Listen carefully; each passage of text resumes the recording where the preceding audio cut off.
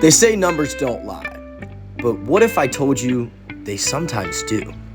Welcome to a world where percentages deceive, axes mislead, and pie charts betray your trust.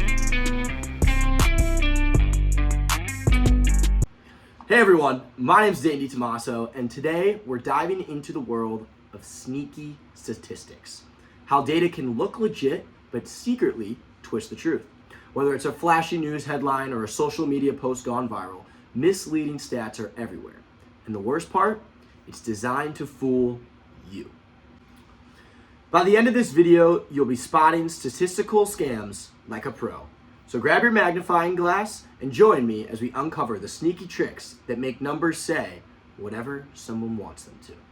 All right, our first thing we're looking at is to uncover the sneaky tricks hidden in this graph about Obamacare signups on Fox News. At first glance, it seems pretty straightforward, right? Wrong. It's not. Let's break it down for you guys. Here's what we're looking at. Two big bars representing Obamacare enrollment. One for, as of March 27th, a whopping 6 million signups, and the other for the March 31st goal, 7.066 million.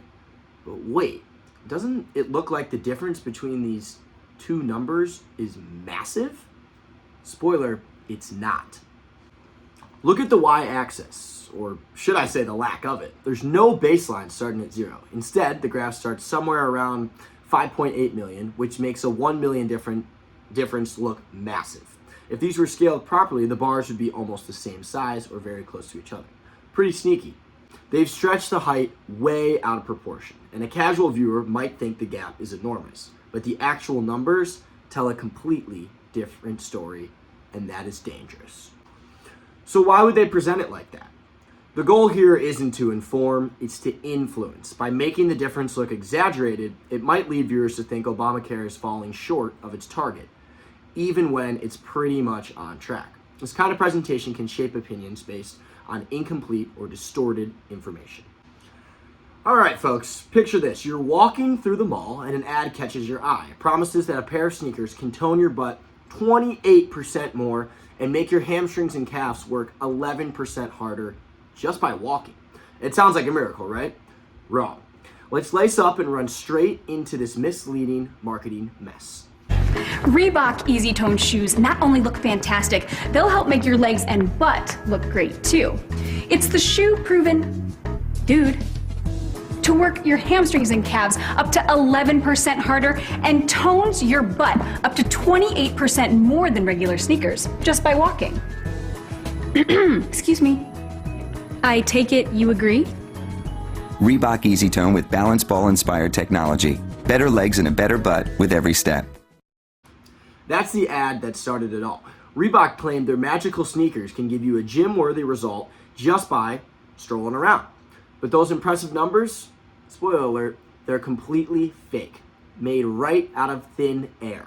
These stats are designed to look like they're backed by science. Phrases like 11% harder and 28% more gives the illusion that this rigorous testing was done. But in reality, there was no research, no peer-reviewed study, and no data at all.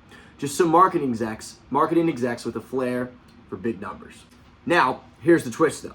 Reebok got busted.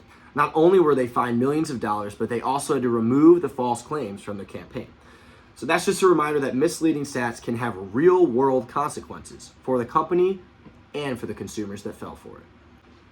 So the lesson here, when you see stats that feel too good to be true, especially in ads, stop and ask yourself, where's the evidence, or is there evidence? Is this backed by a credible study, or is it just kind of some shiny number designed to sell a product?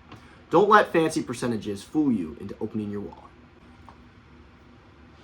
Now, on to the next one. Did you know that charts can be like cherries, handpicked to show only the best or most convenient parts? Let's talk about one of the sneakiest tricks in the book, cherry picking data. And today, we're tackling climate change charts that try to fool you into thinking everything is A-okay. But spoiler alert, it's not. First, we'll look at the big picture, the temperature anomalies over the years. Notice how the trends are pretty clear. Things are heating up, and the changes are getting steeper in recent decades. But what happens when we zoom in? Now take a look at this. Instead of showing the full range, this chart only looks at data from 2000 to 2013. It makes the changes look very small, stable, and consistent. But is that the whole story? It's not. By ignoring the long-term trends, this chart gives the false impression that the planet is not warming as much as it really is. Cherry-picking data is all about leaving out the inconvenient stuff. By focusing only on a short time frame, like 2000, 2013, this chart hides the massive changes that have happened over the decades. It's like looking at one tiny ripple in the ocean and pretending there's no storm coming. Now, the question is, why would somebody do this? And sometimes it's about pushing a narrative, whether it's downplaying climate change or selling you a miracle product. In climate data, cherry picking might be used to suggest the problem isn't as urgent as scientists say. In other fields like medicine, it's used to make the trial results look way better than they actually are. The consequences? Cherry-picked climate data can slow down efforts to address global warming, while cherry-picked medical results can lead to treatments that aren't as effective or even safe. This isn't just misleading, it can be downright harmful. Thanks for joining me today. Make sure you like, comment, and subscribe if you're ready to fight data deception. And remember, the next time you see a pie chart, don't just take a bite, take a closer look. See you in the next video.